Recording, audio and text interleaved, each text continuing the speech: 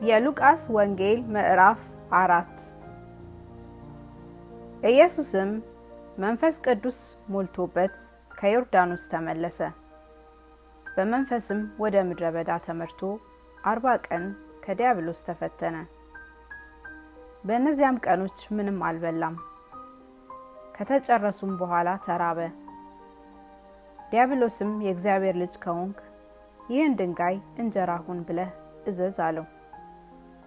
ኢየሱስም ሰው በእግዚአብሔር ቃል ሁሉ እንጂ በእንጀራ ብቻ አይኖርም ተብሎ ተጽፏል ብሎ መለሰለት። ዲያብሎስም ረጅም ወደ ሆነ ተራራ አውጥቶ የዓለምን መንግስታት ሁሉ በቅጽበት አሳየው። ዲያብሎስም ይህ ስልጣን ሁሉ ክብራቸውም ለኔ ተሰጥቷል፣ ለምወደውም ለማን እሰጠዋለሁና ላንተ እሰጥሃለሁ። ስለዚህ አንተ በእኔ ፊት ብትሰግድ ሁሉ ላንተ ይሆናል አለው። ኢየሱስም መልሶ ለጌታ ለአምላክህ ስገድ፣ እርሱንም ብቻ አምልክ ተብሎ ተጽፏል አለው። ወደ ኢየሩሳሌም ደግሞ ወሰደው። በመቅደስም ጫፍ ላይ አቁሞ ይጠብቁህ ዘንድ መላእክቱን ስለ አንተ ያዛሃል፣ እግርህንም በድንጋይ ከቶ እንዳትሰናከል በእጃቸው ያነሱሃል ተብሎ ተጽፏልና የእግዚአብሔር ልጅ እስከሆንክ ከዚህ ወደ ታች ራስህን ወርውር አለው። ኢየሱስም መልሶ ጌታን አምላክህን አትፈታተነው ተብሏል አለው። ዲያብሎስም ፈተናውን ሁሉ ከጨረሰ በኋላ እስከ ጊዜው ከእርሱ ተለየ። ኢየሱስም በመንፈስ ኃይል ወደ ገሊላ ተመለሰ። ስለ እርሱም በዙሪያው ባለችው አገር ሁሉ ዝና ወጣ። እርሱም በምኩራባቸው ያስተምር፣ ሁሉንም ያመሰግኑት ነበር።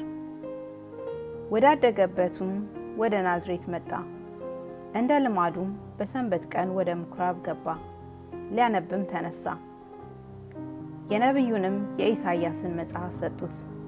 መጽሐፉንም በተረተረ ጊዜ የጌታ መንፈስ በእኔ ላይ ነው፣ ለድሆች ወንጌልን እሰብክ ዘንድ ቀብቶኛልና፣ ለታሰሩትም መፈታትን፣ ለዕውሮችም ማየትን እሰብክ ዘንድ፣ የተጠቁትንም ነፃ አወጣ ዘንድ፣ የተወደደችውንም የጌታን መዓት እሰብክ ዘንድ ልኮኛል ተብሎ የተጻፈበትን ስፍራ አገኘ። መጽሐፉንም ጠቅልሎ ለአገልጋዩ ሰጠውና ተቀመጠ። በምኩራብም የነበሩት ሁሉ ትኩር ብለው ይመለከቱት ነበር። እርሱም ዛሬ ይህ መጽሐፍ በጆሮአችሁ ተፈጸመ ይላቸው ጀመር። ሁሉም ይመሰክሩለት ነበር። ከአፉም ከሚወጣው ከጸጋው ቃል የተነሳ እየተደነቁ ይህ የዮሴፍ ልጅ አይደለምን ይሉ ነበር። እርሱም ያለ ጥርጥር ይህን ምሳሌ ባለመድኃኒት ሆይ ራስህን ፈውስ፣ በቅፍርናሆም እንዳደረግከው የተሰማውን ሁሉ በዚህ በገዛ አገርህ ደግሞ አድርግ ትሉኛላችሁ አላቸው። እንዲህም አለ፣ እውነት እላችኋለሁ ነቢይ በገዛ አገሩ ከቶ አይወደድም።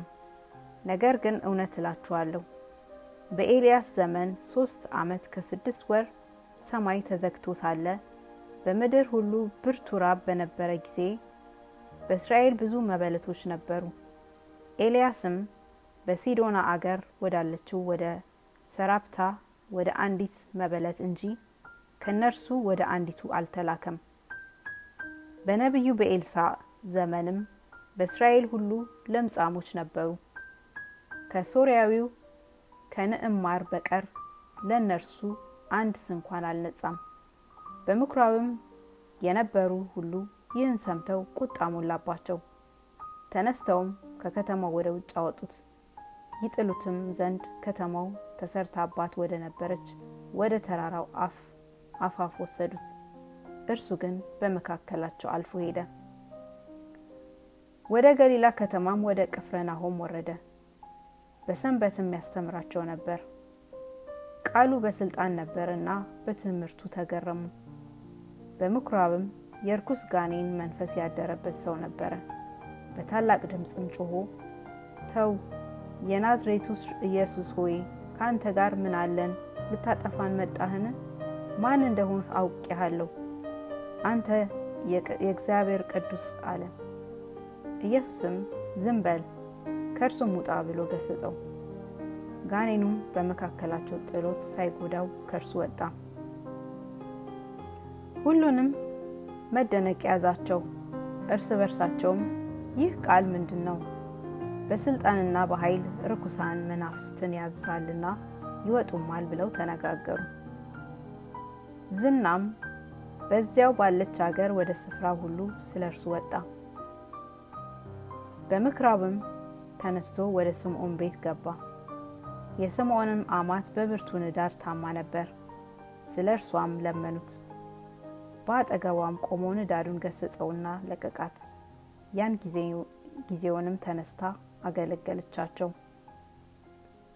ፀሐይም በገባ ጊዜ በልዩ ልዩ ደዌ የተያዙ በሽተኞችን ሁሉ ወደ እርሱ አመጧቸው። እርሱም በእያንዳንዳቸው ላይ እጁን ጭኖ ፈወሳቸው። አጋንንትም ደግሞ አንተ ክርስቶስ የእግዚአብሔር ልጅ ነህ እያሉ እየጮሁም ከብዙዎች ይወጡ ነበር። ገሰጻቸውም። ክርስቶስም እንደሆነ አውቀውት ነበርና እንዲናገሩ አልፈቀደላቸውም። በጸባም ጊዜ ወጥቶ ወደ ምድረ በዳ ሄደ። ሕዝቡም ይፈልጉት ነበር። ወደ እርሱም መጡ። ከእነርሱም ተለይቶ እንዳይሄድ ይከለክሉት ወደዱ። እርሱ ግን ስለዚህ ተልኬአለሁና ለሌሎቹ ከተማዎች ደግሞ የእግዚአብሔር መንግሥት ወንጌል እሰብክ ዘንድ ይገባኛል አላቸው። በገሊላም ምኩራቦች ይሰብክ ነበር።